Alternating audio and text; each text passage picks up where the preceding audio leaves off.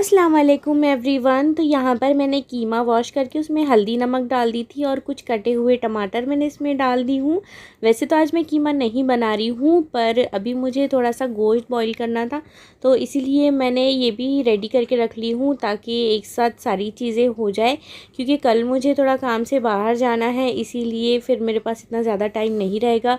तो यहाँ पर मैंने कुकर में हल्दी नमक और थोड़ा सा पानी डाली हूँ गोश्त में, और उसी के साथ साथ इसमें मैंने एक कटोरे में तुअर की फलियों के जो बीजे होते हैं उसको रख दी थी, और थोड़ा सा मैंने अमचूर भी डाली, और साथ ही जो कीमा और टमाटर है इनको भी मैंने रख दी थी इसमें, ताकि सारी चीज़ें अच्छे से गल जाए। बस मैं वॉइस ओवर करने बैठी हूँ अभी, और ये कुत्तों का फिर से शोर आ गया है। बस ये राह देखते हैं कि कब मैं वॉइस ओवर को बैठूँ और कब ये भौंके। खैर इनको तो उतना ही काम है, तो जब तक मैं नाश्ता कर लेती हूँ तब तक ये गोश्त भी गल कर रेडी हो जाएगा।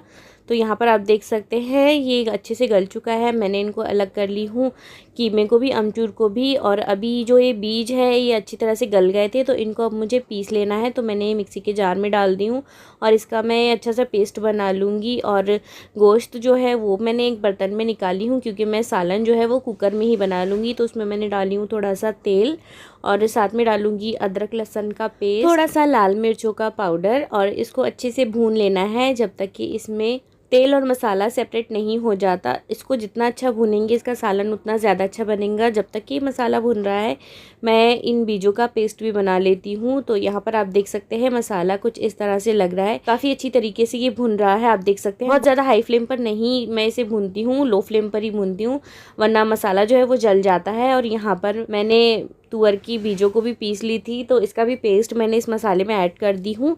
और जब तक कि ये दोनों भी चीज़ें अच्छे से पक रही है, यहाँ पर टमाटर अभी गर्म ही थे तो मैंने इनकी भी स्किन को निकाल ली थी, क्योंकि मैं इसे कल बनाऊंगी और जब तक मैं इसको फ्रिज में रखूँगी तो ये फिर सही से निकलेंगे। गरम गरम टमाटर की स्किन भी जल्दी से पील हो जाती है। तो यहाँ पर स्किन भी पील हो चुकी थी और मसाला भी मेरा अच्छे से भुन चुका था, तो उसमें मैंने फिर अमचूर डाल दी थी, और जो गोश्त था स्टॉक के साथ में वो भी मैंने इसमें डाल दी थी, और इसको और थोड़ी देर पकने देना है। आप बीच बीच में इसको स्टर भी करना है ताकि नीचे से लगे ना। और उसी बर्तन में मैंने थोड़ा सा पानी डाली हूँ इसकी ग्रेवी एडजस्ट करने के लिए। इसकी कंसिस्टेंसी हम हमारे हिसाब से रख सकते हैं। थोड़ा सा पानी मैंने इसके जार में भी वॉश करके डाली थी, क्योंकि उसमें भी काफ़ी सारा दाल का मसाला लगा हुआ था, तो वो भी मैंने डाल दी थी इसमें। और ये भी गर्म पानी डाल दी थी। गर्म पानी डालने से सालन का टेस्ट भी अच्छा आता है और इसको उबाल भी जल्दी आ जाएगा, इसीलिए जल्दी के चक्कर में मैं थोड़ा सा गर्म पानी करके ही डालती हूँ इसमें। बस इसको एक उबाल आ जाएगा तो मैं इसको दम पर लगा दूंगी। और थोड़ा सा मैंने इसमें किचन किंग मसाला भी ऐड की हूँ। आप कोई भी गरम मसाला भी ऐड कर सकते हो या फिर कोई मटन मसाला भी डाल सकते हो। और अब कीमा भी हल्का सा ठंडा हो गया था, तो मैंने टमाटर और कीमा दोनों को भी अलग अलग बर्तन में निकाल के रख दी थी, क्योंकि टमाटरों को मुझे अलग भूनना पड़ेगा, इसलिए मैं साथ में नहीं रख रही हूँ। और ये बर्तन बहुत ही ज़्यादा ख़राब हो गया था एक साथ रखने के चक्कर में, तो मैंने इसको दूसरे बर्तन में शिफ्ट करके रख दी थी फ्रिज में। कभी कभी अगले दिन कहीं मुझे बाहर जाना रहता है, कुछ एक्स्ट्रा काम रहता है, तो मैं अक्सर इसी तरह से काम करती हूँ ताकि सालन भी जल्दी बन जाए और बहुत ज़्यादा एफर्ट ना लगाना पड़े। तो कभी कभी मैं एक साथ ऐसा कुछ मैनेज कर लेती हूँ, गोश्त वगैरह कुछ गलाना रहता है तो इस तरह से काम जल्दी भी हो जाता है और बहुत ज़्यादा टाइम भी नहीं लगता, कम टाइम में आपका ज़्यादा काम हो जाता है। तो यहाँ पर मैंने चावल भी चढ़ा दी थी, सालन भी दम पर आ चुका था, तो इसको मैंने साइड में शिफ्ट करके चावल भी रख दी थी। और अब बारी थी बर्तन धोने की। बर्तन भी काफ़ी ज़्यादा निकल गए थे, वैसे मैं एक बार धुल चुकी थी बर्तन, वो भी मैंने सेट कर दी थी। तो यहाँ पर कुछ बर्तन थे तो मैंने वो फटाफट से धोना स्टार्ट की। एक बार बर्तन हो जाए तो फिर मैं दूसरा काम स्टार्ट करूँगी। तो ऐसा मैं सिर्फ सोच रही थी, पर इसके बाद ज़्यादा कुछ काम मेरे खास हुए नहीं। मैंने सिर्फ बर्तन सेट कर दी थी, फिर मैंने अपने लिए थोड़ा सा टाइम निकाली, और ज़ोहर का वक्त भी हो गया था। फिर लंच वगैरह करके हस्बैंड को खाना दे के फिर एक नैप ली मैंने, और फिर उठी थी मैं असर के टाइम। तो फिर मुझे अब धोना था कपड़े भी, कुछ और एक्स्ट्रा काम भी थे किचन में, और मैंने तो दोपहर के बर्तन भी नहीं धोई थी खाना खा के। वैसे मैं डेली बर्तन वॉश करके ही रख देती हूँ लंच के भी, पर बहुत ज़्यादा लेट भी हो गया था और मुझसे हो भी नहीं रहा था, मैं बहुत एग्जॉस्ट हो गई थी, फिर मैंने छोड़ दी थी वैसे ही। फिर शाम में मुझे वही फिर बर्तन वॉश करना पड़ा, और हस्बैंड ने मेरे फिश भी लेकर आ गए थे तो वो भी मुझे वॉश करना था, उसको भी बहुत ज़्यादा टाइम लग जाता है। तो असर के वक्त उठ के मैंने असर की नमाज़ अदा की। उसके बाद मैंने सोची कि मगरिब होने तक मैं कम से कम 1 से 2 काम तो निपटा ही लेती हूँ। तो यहाँ पर मैंने कपड़े भी लगा दी थी धुलने के लिए, सिंगल वॉश के ही थे, से, क्योंकि मैं ज़्यादा कपड़े नहीं जमा करती हूँ, सिंगल वॉश में ही धो लेती हूँ, क्योंकि ज़्यादा कपड़े जमा करो तो फिर बहुत ज़्यादा 2-3 घंटे निकल जाते कपड़े धोने में ही। तो मैं सिंगल वॉश में धो लेती हूँ और बस मशीन उठा के रख देती हूँ, टेंशन फ्री। फिर कपड़े लगाकर फिर मैं गई किचन में, थोड़े से बर्तन थे वो मैंने सबसे पहले वॉश की, क्योंकि मुझे फ़िश भी धोना था, इसीलिए भी सिंक खाली करना ज़रूरी था। और अभी तो असर से मगरिब इतनी ज़्यादा जल्दी हो रही है, बहुत ज़्यादा कम टाइम रहता है दोनों के दरमियान। वैसे ज़्यादा तो नहीं, क्योंकि असर जल्दी हो जाती है, लेकिन हमारा जो टाइमिंग है उस हिसाब से ऐसे लगता है कि असर और मगरिब बहुत ज़्यादा जल्दी हो रही है। लगभग 6 बजे के आसपास यहाँ पर अज़ान हो जाती है, तो उस हिसाब से भी मुझे काम करना था। तो अभी मगरिब होने में तो थोड़ा टाइम था, तो मैंने सोची कि चलो मैं ट्राई तो करती हूँ कि हो जाए मगरिब से पहले पहले फ़िश मेरी। और फ़िश भी थोड़ी ज़्यादा ही थी, पर इतना अच्छा है कि इनके पीसेस करवा के ही हस्बैंड लेकर आए थे। तो सबसे पहले मैंने इसको 1-2 पानी से वॉश कर ली थी, ताकि इसमें जितनी भी गंदगी है वो सारी चीज़ें निकल जाए, इसमें की खून वगैरह।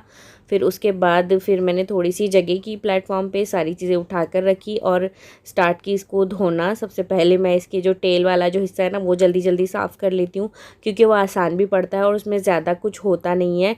तो इसी तरह से मैं साफ़ करती हूँ। हर किसी का तरीका अलग रहता है वैसे तो, पर मैं इस तरह से करती हूँ तो मुझे आसानी होती है। सबसे पहले मैं टेल का हिस्सा ही साफ़ कर करके रख दे रही थी, एक निकाल कर, क्योंकि ज़्यादा नहीं रहता इसमें। आप देख सकते हैं बस 1 कट लगाना रहता है और थोड़ा सही साफ़ करना रहता है। और ये एक फ़िश के 2-2 ही पीस करवा के लाए थे हस्बैंड। और ये वैसे बांगड़ा फ़िश है और इसका ना शायद सालन नहीं बनता, इसको फ्राई ही किया जाता है। तो मैं अक्सर खिचड़ी या दाल के साथ में इसको बनाती हूँ। तो यहाँ पर जल्दी जल्दी से मेरी सारी टेल्स भी हो चुकी थी क्लीन। अब बारी थी इसकी हेड की।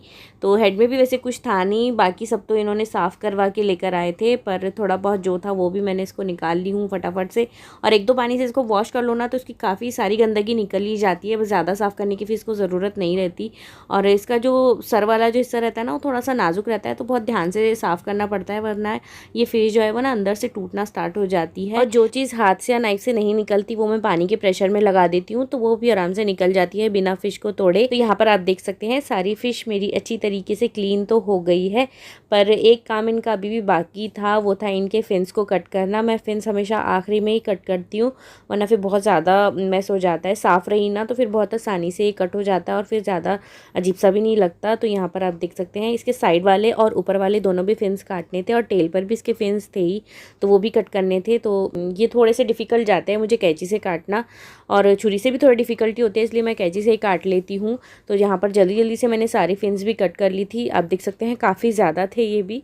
फिर लास्ट में मैं इसको 1-2 पानी से ज़रूर वॉश कर लेती हूँ, एक बार फिर से सारे पीसेस को चेक करके, ताकि कुछ रह ना जाए। 1-2 पानी से धो लेती हूँ तो और तसल्ली हो जाती है कि हाँ ये अब अच्छी तरह से क्लीन हो गई है। और मेरे हाथ की धोई हुई फ़िश में बिल्कुल भी स्मेल नहीं आती अल्हम्दुलिल्लाह।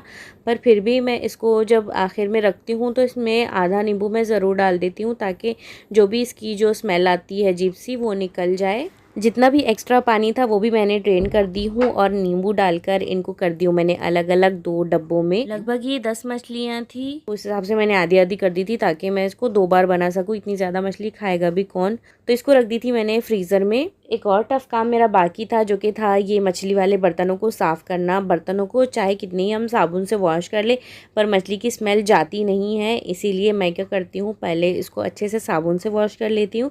उसके बाद जो छिलका रहता है नींबू का, उसको मैं अच्छी तरह से रब कर लेती हूँ, फिर धो लेती हूँ, फिर एक बार और साबुन से धो लेती हूँ। तो इससे मछली की बिल्कुल स्मेल निकल जाती है और अच्छी खुशबूदार हो जाता है बर्तन। तो ऐसे धोती हूँ मैं, तभी मुझे तसल्ली मिलती है।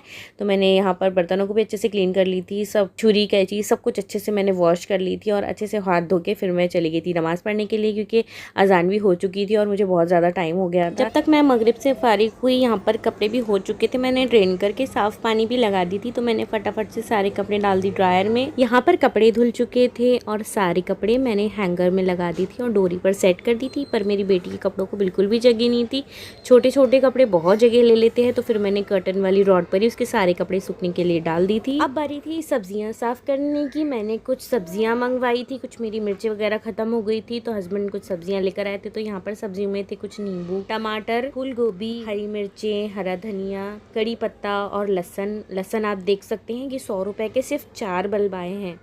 मुझे ऐसा लग रहा है कि सब्ज़ी वाली ने ज़रूर डंडी मारी होंगी इसमें, क्योंकि सिर्फ 4 ही बल्ब आए हैं, वो भी 100 रुपए के। बाप रे बाप, महंगाई है कि गज़ब। तो खैर अब महंगा हो कि सस्ता हो, लेना तो पड़ता ही है। तो यहाँ मैंने कुछ हरी मिर्चें भी मंगवा ली थी। ये सारी चीज़ें मुझे क्लीन करके रखनी थी, क्योंकि एक बार क्लीन करके रख दो तो फिर लेने में बहुत आसानी होती है। और यहाँ पर कुत्ते फिर से आ गए हैं, बस इनको मालूम पड़ जाता है कि मैं एडिटिंग करने बैठी हूँ। खैर कुत्ते तो भोगते ही रहेंगे, उनको उतना ही काम है। यहाँ पर मैंने जल्दी जल्दी से सारी मिर्चें साफ़ कर ली थी। कुछ मिर्चें मैं ऐसे ही रख दूँगी और कुछ मिर्चों की मैं चटनी बना लूँगी। कुछ मिर्चें नाश्ते के काम में आ जाती है मेरी, तो मैं सारी मिर्चों की चटनी नहीं बना के रखती हूँ। और यहाँ पर कड़ी पत्ते को भी मैं डंडियों से अलग कर लेती हूँ और इसको एक डब्बे में रख देती हूँ। लगभग ये 15 डेज़ तक तो आराम से चल जाते हैं, फ्रेश ही रहते हैं। पर इतने दिन मैं इस्तेमाल नहीं करती, मेरी वीकली सब्जी आ जाती है तो मैं चेंज कर लेती हूँ। बस अब धनिया ही तोड़ना बाकी है, इसको ही थोड़ा ज़्यादा टाइम लग जाता है, पर ये अच्छा ही था, ज़्यादा इसको साफ़ करने की ज़रूरत नहीं पड़ी। तो इसको भी मैंने जल्दी जल्दी से साफ़ करके एक बोल में रख दी थी। धनी के बाद लास्ट में बस अब गोभी बचता है, उसकी भी डंडियों को मैं अलग करके रख दूंगी। वैसे तो मैं अभी नहीं बना रही हूँ इसको, जब बनाऊंगी जब भी फ्रेश फ्रेश इसको मैं कट कर लूँगी, वरना इसको काट के रखो तो ये छुरी की वजह से ना काला पड़ जाता है, तो फिर वो और साफ़ करना पड़ता है उसको। इसीलिए मैं उसकी डंडियाँ ही निकाल के रख देती हूँ और जब ज़रूरत पड़ती है तब मैं इसको कट कर लेती हूँ। तो यहाँ पर ऑलमोस्ट एक्स्ट्रा के मेरे सारे ही काम ख़त्म हो चुके थे। फिर मैंने यहाँ के सारा कचरा वगैरह समेटा, झाड़ू पोछा करके फिर मैं चली गई ईशा की नमाज़ पढ़ने के लिए। अभी मुझे बेटी को खाना खिलाना था और भी बहुत सारे एक्स्ट्रा काम थे। अब काम तो रात के 2 बजे तक चलते ही रहते हैं मेरे। तो यहीं पर मैं व्लॉग करती हूँ एंड आई होप आपको पसंद आया हो तो प्लीज़ लाइक एंड शेयर ज़रूर कीजिएगा। और मेरा दूसरा चैनल है उसको भी ज़रूर सब्सक्राइब करें, विजिट करें उस पर, आपको ज़रूर पसंद आएगा। मिलती हूँ नेक्स्ट वीडियो में। अल्लाह हाफिज़।